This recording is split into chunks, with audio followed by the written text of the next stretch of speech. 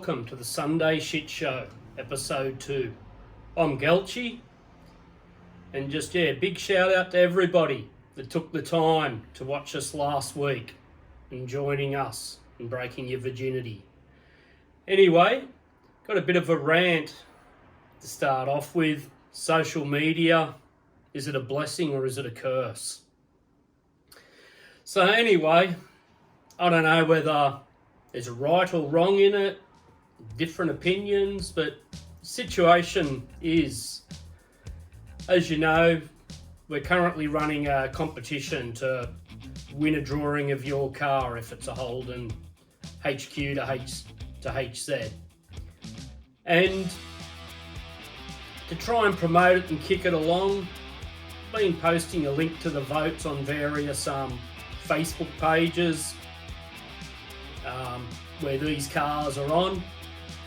And one page admin got a bit upset about it the other day, asking, does he get an art print as well for me promoting this giveaway on his page? Now, I don't know about you, but to me, there's a real grey area in that. To me, if you're an admin, which I won't mention the page, but running a page with quite a big following, you would think that they'd be interested in helping enthusiasts in the Holden community, which to me, a giveaway is a way of helping, giving people that have posted their photos on their page the opportunity to get an artwork drawn by me of their car. I'm not sure about the etiquette in it, what's right, what's wrong. I think there's many different opinions, but I just felt a bit disappointed with where he was coming from.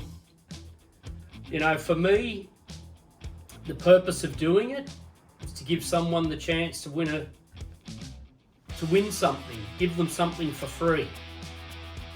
You know, celebrate their car that they're so passionate about. And so anyway, page owners do have a good platform. They've taken the time to build up a following.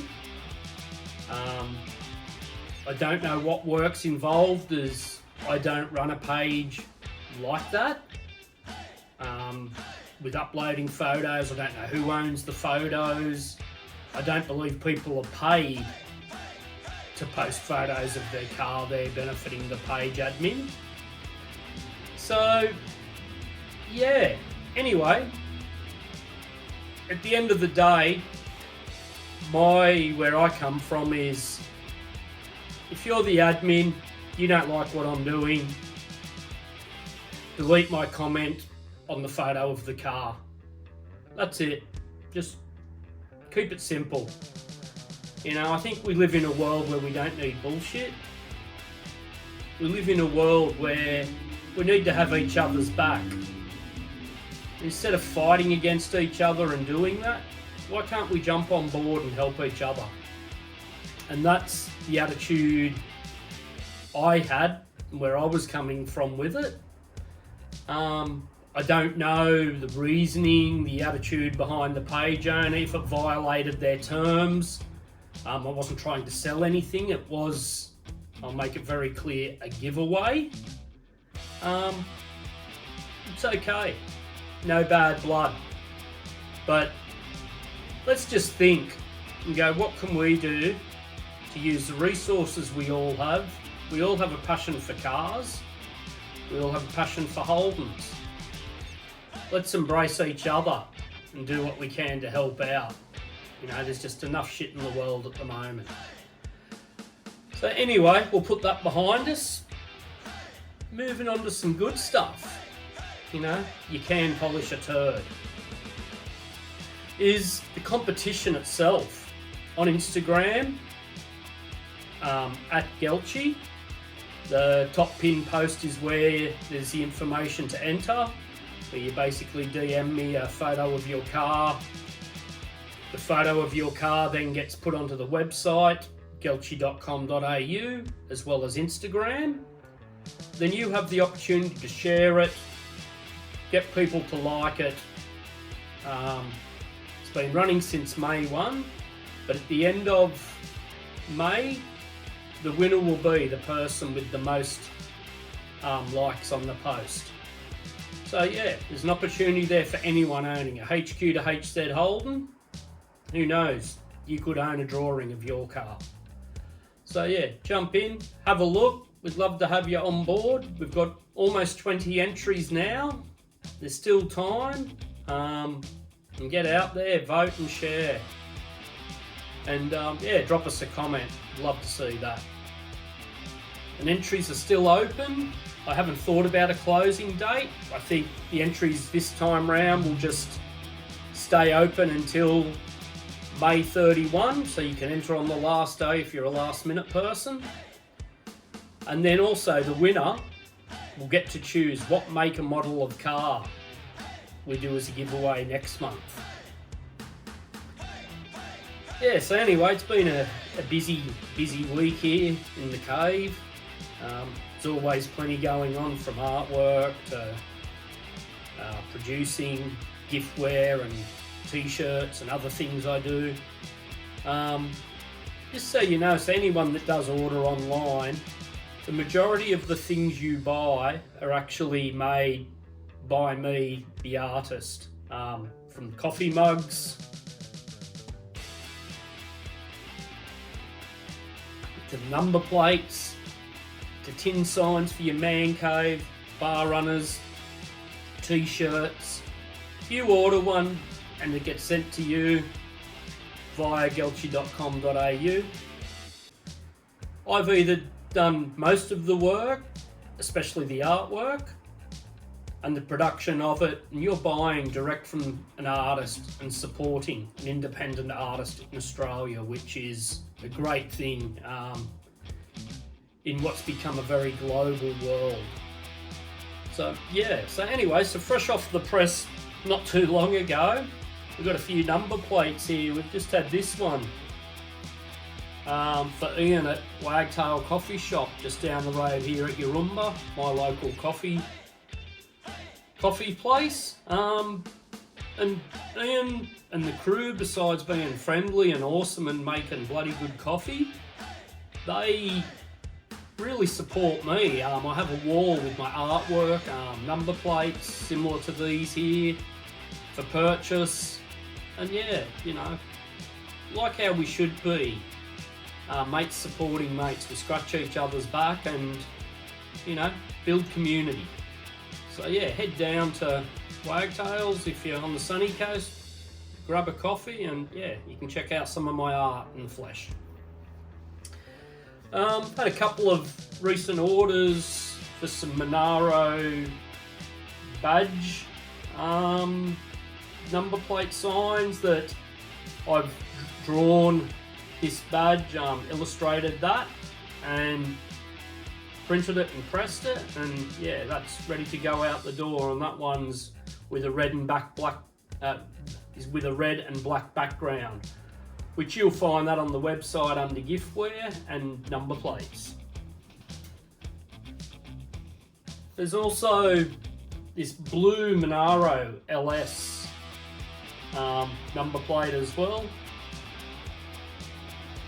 And then something that's been a bit of a favourite, especially for fans of the Blue Oval, is this Silver Fox XW GT Falcon as a number plate. It's quite a cheap gift for the hours of work that's gone into it. You can also buy this as a coffee mug or an art print and a tin sign. So there's a few different versions available and at a price, you know, to suit everyone's budget. So if you're a Ford person, jump on, have a look. I'm slowly adding more and more Fords as time allows. So yeah, if that's your thing, give it a look. And then fresh this week, I've just dropped the Kingswood Ute in Durham beige as a number plate. Just released that this week. They're available now. It's one of the newest number plates I've done. And yeah, people are after that already. So anyway, there's the Durham Beige Kingswood Ute number plate.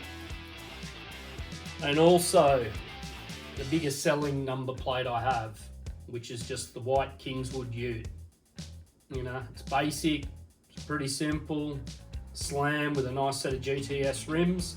If that's your thing, jump online, check it out, and who knows what else you might find.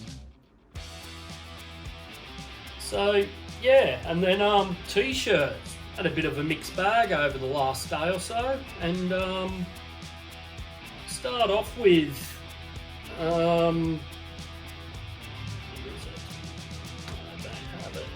start off with this Support Your Mates by Life Strife. That's a design that I've drawn, and we're going to run with a whole collection with this for Life Strife. And Stewie from Life Strife will be on board, hopefully in the next week, at least in the next two, to join me on the lounge. He wanted to get cracking with it, but unfortunately he's had a double hip replacement. He's on the mend. And yeah, I'm sure he'll have a bit to talk about and share with you guys what's to come with this Life Strife range. And yeah, once again, if you like it, give us a yeah or a nah in the comments and let us know. And yeah.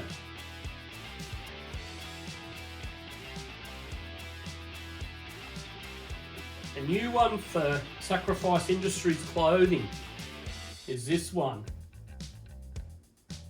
Burn tyres, not mates. Ain't that a true story? How many times have we watched mates burn mates? You want to burn something, go fry some tyres. I'm not saying to do it on the roads and get yourself booked. Where you do, it's your choice. But anyway, it's got a HQ Monaro GTS that I drew up with it, with a dude throwing a shocker. That's something that a bit of direction going to head in with the Sacrifice stuff. Yeah, so that one's for Sacrifice Industries clothing.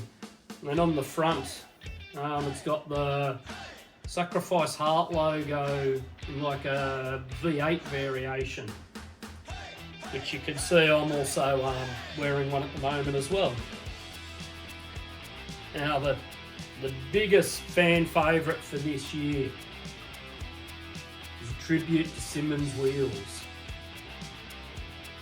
Yeah, bud.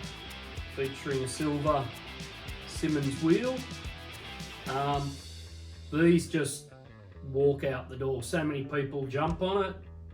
This is a pretty big one. This is actually a 3XL in the faded black. These range in size from medium all the way up to 3XL. And yeah, this is the faded black variation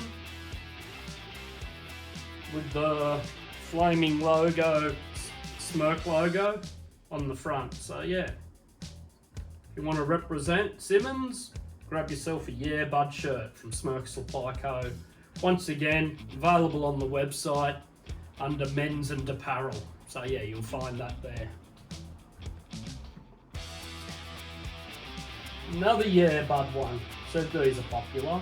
This is the white one in a size medium for another customer. This will be at his door in no time soon. So yeah, if that's your thing, jump on there, check it out. And once again, leave a comment if you think, you know, if that's your thing.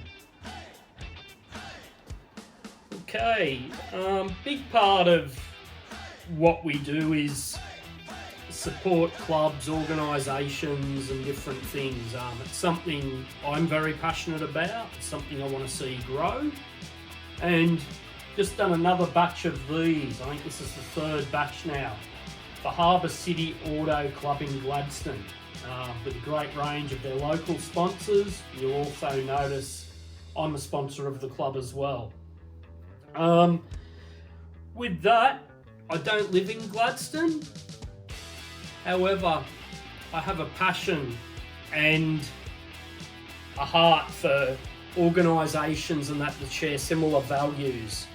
So if you're a part of a club, you're looking for merchandise, if you're similar values, similar interests to me. Have a chat, love to talk, love to see if we could, work out something together. And, I offer a few different options, and the way I'm doing things for Harbour City Auto Club, I think benefits all involved. And it's a way of fundraising for clubs, giving back, and the community. Okay, next up, we've got my local board riders club, Yarumba Board Riders. Another one of these. These are pretty popular around here in Coolum, Yarumba, and 4573 postcode. That's their club shirt with the surf design I drew up a year or two ago. They're available to obviously club members at a discounted price. They're also available to anybody with a percentage of the sales going back to the club to help with their fundraising and running events and that. So it's a good way to give back as well. It just has their OG logo on the front, as well as their sponsors, Gage Roads Brewing Co. on the sleeve, and Coolum Beach Hotel on the other sleeve. So it's been it's a pleasure actually being involved in a local board riders club, especially at such a grassroots level. I think it's so important, and I'd love to see other businesses, other people with skills, with resources, get involved with your local board riders club. Like, this is where everything begins. This is where we find the next pro surfer from the area or whatever. Get involved. Make sure the kids have fun. If you've got skills or you can judge, whatever, go have a chat to your local board riders club, no matter where you are in Australia, and get down and show some support. Which just brings me to the Pro Tour. I don't know what has happened with the WSL. It's changed a lot. It's not the Pro Tour or the Dream Tour, the different monikers it's gone under. It's like it's just going in a totally different direction. It's maybe it's for the better, but from where I stand, surfing is not an arena or a stadium sport like tennis, basketball, baseball, soccer, football. But for some reason, the WSL are pushing this now. This is becoming the new thing. We've lost the identity of what surfing was, where it was small brands that started up, that grew with surfing. They've all sold out now. They're just corporations own it all, and they just seem to care about the shareholders and profits. They're cutting back on sponsoring other surfers. I don't know, it's just like it's ripped its soul out. They're not even sponsoring events and that anymore. It's really sad to see, growing up through, seeing Billabong, Quicksilver, Rip Curl, all these brands just so involved in surfing from a club level to the professional level, basically just turn their backs or forced to. I don't know the reasons why. If you have any ideas or opinions, drop a comment. But I really feel it's lost its soul.